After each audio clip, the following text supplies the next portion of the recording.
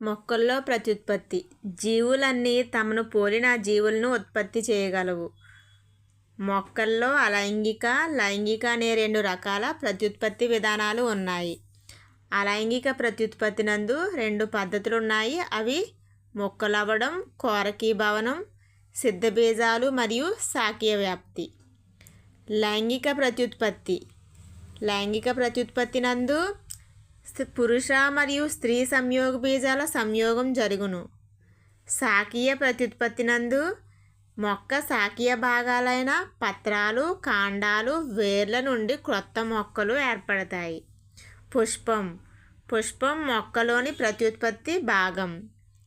పుష్పం పురుష లేదా స్త్రీ ప్రత్యుత్పత్తి భాగాలలో ఏదో ఒకదాన్నే కలిగి ఉంటే దాని ఏకలింగ పుష్పాలు ఉంటాయి. ద్విలింగ పుష్పాలలో పురుష మరియు స్త్రీ ప్రత్యుత్పత్తి భాగాలు 2 ఉంటాయి.